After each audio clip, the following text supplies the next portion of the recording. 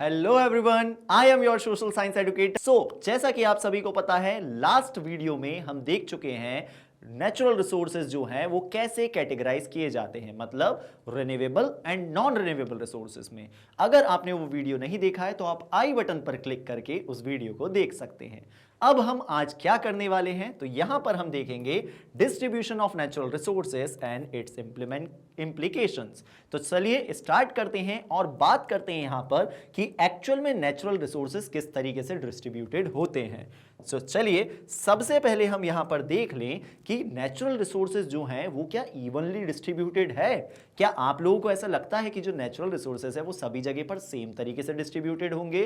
तो ऐसा तो बिल्कुल भी नहीं हो सकता। तो यहां हमें दिखाई देगा no, they are unevenly distributed across the world and within country. मतलब पूरे वर्ल्ड में आपको दिखाई देगा कि कहीं पर कोई चीज बहुत ज्यादा है, कोई नेचुरल रिसोर्स बहुत ज्यादा है, तो कोई नेचुरल रिसोर्स बिल्कुल भी नहीं है।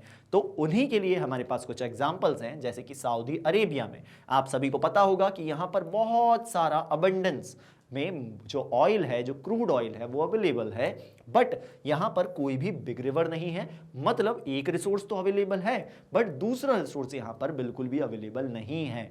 मतलब हो गया ना अनइवनली डिस्ट्रीब्यूटेड। वैसे ही देखें, ब्राजील के पास में अमेज़न फॉरेस्ट है बट यहां पर कोल जो है वो बिल्कुल ही माइन्यूट क्वांटिटी में अवेलेबल है। अब बात करते हैं हम हमारे इंडिया की। तो इंडिया में आपको दिखाई देगा कि ईस्ट साइड में बहुत सारा कोल है, ठीक है, तो इंडिया में कोल भी अवेलेबल हो गया। ऑयल जो है वो वेस्ट साइड में है और आयरन जो है वो सेंटर में है। मतलब आपको समझ में आ गया होगा कि वर्ल्ड में तो अलग अलग रिसोर्सेज डिस्ट्रीब्यूटेड हैं, वैसे भी एक ही कंट्री के डिफरेंट डिफरेंट पार्ट में रिसोर्सेज जो हैं वो स्प्रेड है। ऐसा बिल्कुल भी नहीं है कि हर एक स्टेट में वो इवन तरीके से क्या हो, डिस्ट्रीब्यूटेड हो जाए। इसी चीज को हमें अच्छे तरीके से समझना है कि क्या एक्चुअल में इसके इंपैक्ट होने वाले हैं। ठीक है, तो चलिए देखते हैं how uneven distribution affect the life. मतलब इस अनइवन डिस्ट्रीब्यूशन का हमारी लाइफ पर क्या असर पड़ता है, इन चीजों के बारे में अब हम जानेंगे। तो सबसे पहले हम यहां पर बात करते हैं किसकी, ह्यूमन सेटलमेंट की। आप सभी को पता होगा कि जहां पर ज्यादा रिसोर्सेस होते हैं ह्यूमन सेटलमेंट भी वहीं पर ज्यादा होता है। जैसे कि सबसे मेजर नेचुरल रिसोर्स जो हमारा वाटर मतलब रिवर्स होती हैं, उनके ही कोस्टल एरियाज पर आपको सबसे ज्यादा ह्यूमन सेटलमेंट देखने को मिलेगा। ऐसा क्यों?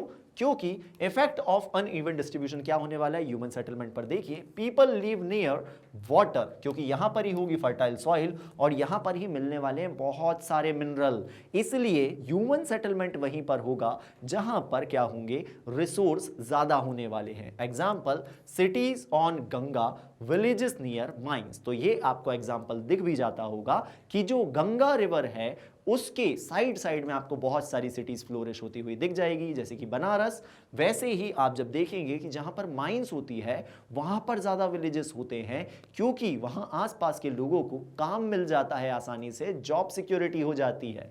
अब हम बात करें ट्रेड की, तो क्या बिजनेस पर भी इस अनइवन डिस्ट्रीब्यूशन का इंपैक्ट पड़ता है?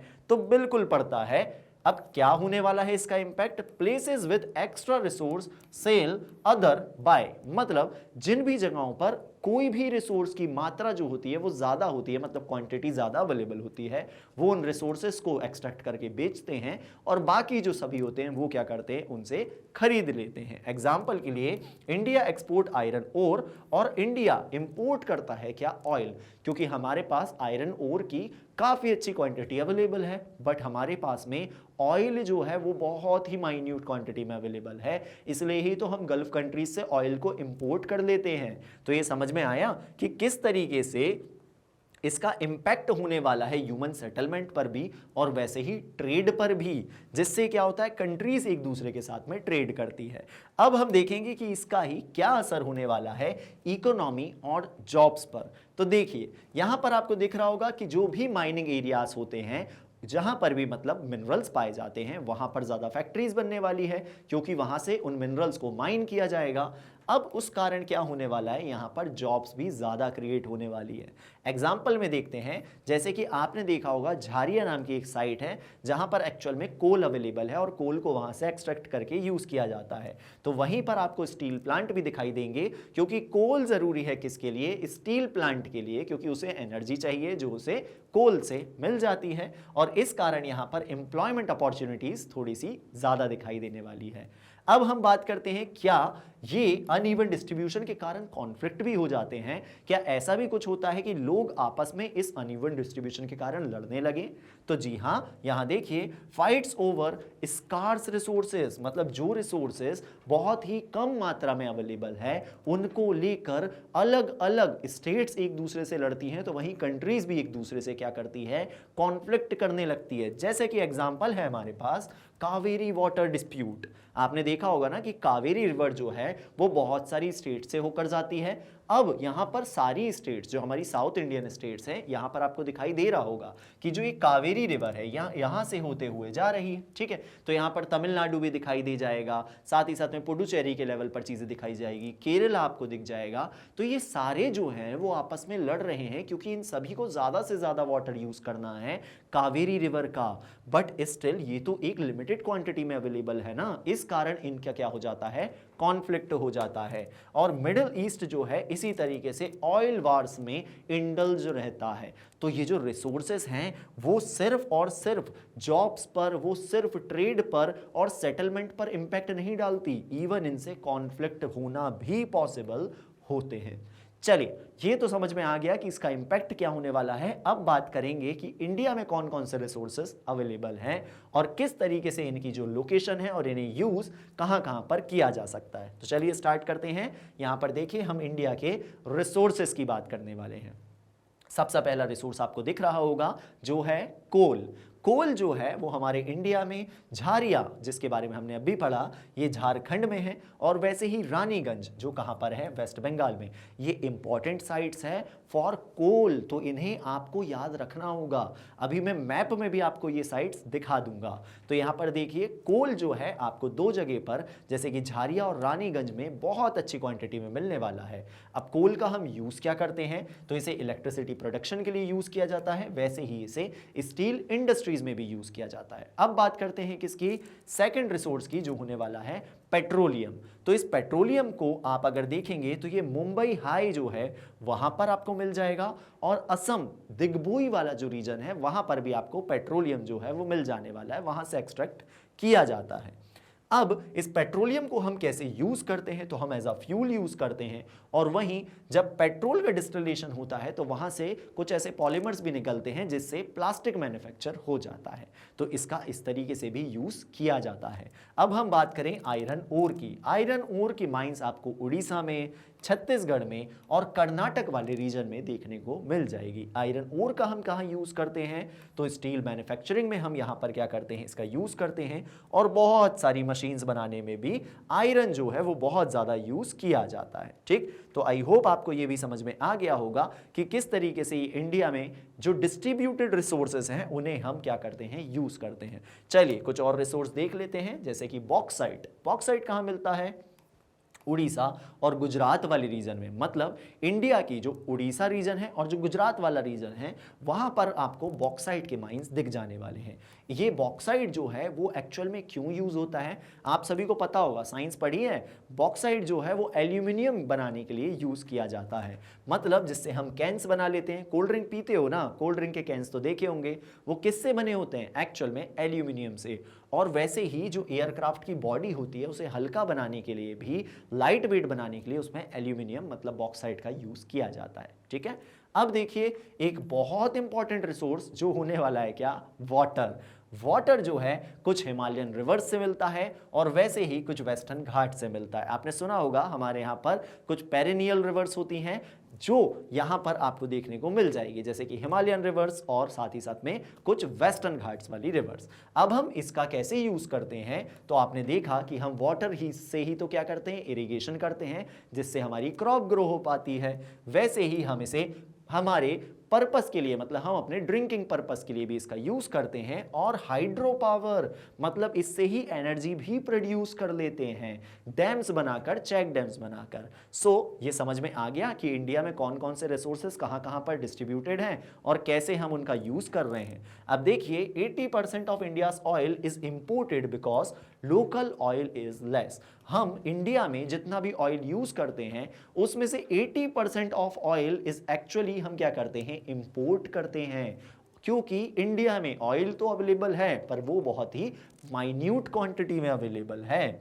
सो चलिए अब आगे देखते हैं इस मैप को कि किस तरीके से रिसोर्सेज जो हमने अभी बात करी वो डिस्ट्रीब्यूटेड हैं। तो यहां पर आपको दिखाई दे रहा होगा, सबसे पहले हम बात करेंगे कोल की। यहां पर जितने भी आपको ये ब्लैक मार्क्स दिखाई दे रहे हैं, जैसे कि तलचर, जैसे कि रानीगंज जिसकी हमने बात करी जो वेस्ट बंगाल में है, झारिया, बोकारो मतलब जो झारखंड में है, तो दिखाई दे रहा है कि कोल आपको इन जगहों पर दिखाई दे गया। ठीक, अब अगर हम देखें यहां पर ऑयल, तो जितने भी आपको ट्राइंगल दिखाई दे रहे हैं, जैसे कि ये गुजरात वाला रीजन हो गया, ये वाला अंकलेश्वर वाला रीजन हो गया, इन सभी जगहों पर आपको क्या दिखाई दे रहा है, एक्चुअल में ऑयल दिखाई दे रहा है। वैसे ही आपको यहां पर भी दिखाई देगा असम वाले रीजन में। तो देखो कितना दूर है ना, मतलब हमारी इंडिया में भी डिफरेंट डिफरेंट जगह पर डिफरेंट डिफरेंट रिसोर्सेस अवेलेबल हैं। अब आपको क्या करना है, आपको ये सारे रिसोर्सेस को एक बार बड़े ही अच्छे तरीके से देख लेना है और साथ ही साथ में याद भी कर लेना है, क्योंकि ये आपसे एग्जाम में पूछे जा सकते हैं। ठीक है,